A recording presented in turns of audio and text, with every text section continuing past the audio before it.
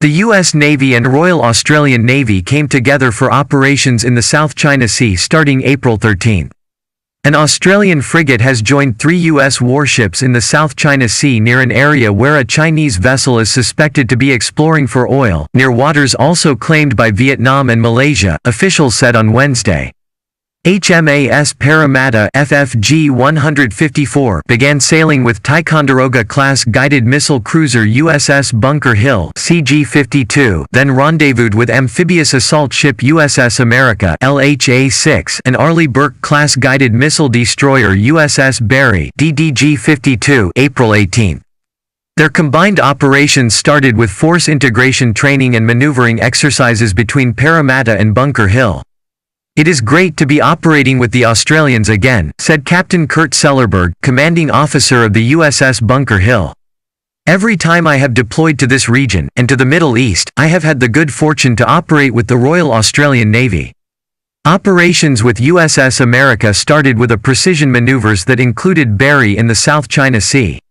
"We look forward to every opportunity we get to work with our stalwart Australian allies at sea," said Rear ADM Fred Catcher, commander of the America Expeditionary Strike Group. "To bring this much combat capability together here in the South China Sea truly signals to our allies and partners in the region that we are deeply committed to a free and open Indo-Pacific." Operations with Parramatta have included integrated live fire exercises, coordinated helicopter operations, small boat force protection drills, command and control integration, and maneuvering interoperability. San Diego HM-60 Romeo pilots have a long flying history with Australian pilots, said Lieutenant CMDR Jacob Shaky Norgard. "It's a great opportunity to strengthen our relationship and practice joint tactics, techniques and procedures." The events gave both navies the opportunity to integrate all warfare areas, and further strengthen the bond between both countries. "I was super pumped to participate in cross-deck operations with the Royal Australian Navy," said Lieutenant Rachel Janet Davis. "We are stronger together, and this type of integration promotes our commitment to maritime security as well as increases our presence here." The US and Australia share a long history of integrated military exercises. Over 3,000 US sailors and Marines had the opportunity to observe or participate in the combined exercise. They have the same interest in ensuring freedom of navigation and observance of internationally accepted norms and customs pertaining to the law of the sea, said Sellerberg. "The Aussies are true professionals in every sense of the word, and our current combined deployment exemplifies a shared commitment to our historically strong and enduring relationship." U.S. 7th Fleet conducts forward-deployed naval operations in support of U.S. national interests in the Indo-Pacific area of operations. As the U.S. Navy's largest numbered fleet, 7th Fleet interacts with 35 other maritime nations to build partnerships that foster maritime security, promote stability, and prevent conflict. The area is near waters claimed by both Vietnam and Malaysia as well as China. China claims most of the energy-rich South China Sea, with an AU-shaped 9-dash line on its maps, which is not recognized by its neighbors.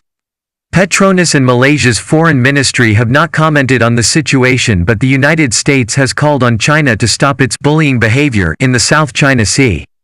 China, however, has denied reports of a standoff, saying the Haiyang Dizzy 8 was conducting normal activities. Last year, Vietnamese vessels spent months shadowing the Haiyang Dizzy 8. It appeared off Vietnam again last week, within Vietnam's exclusive economic zone. Vietnam said it was closely monitoring the situation. The United States has accused China of pushing its presence in the South China Sea while other claimants are preoccupied with the coronavirus. At the same time, China has been donating medical aid to Southeast Asian countries to help them tackle the virus, which emerged in central China late last year. A team of Chinese medical experts arrived this week in Malaysia, which has reported more than 5,400 coronavirus infections. On Sunday, Vietnam protested after China said it had established 2 administrative districts on the Paracel and Spratly Islands in the disputed waters. China has called Vietnam's claims illegal.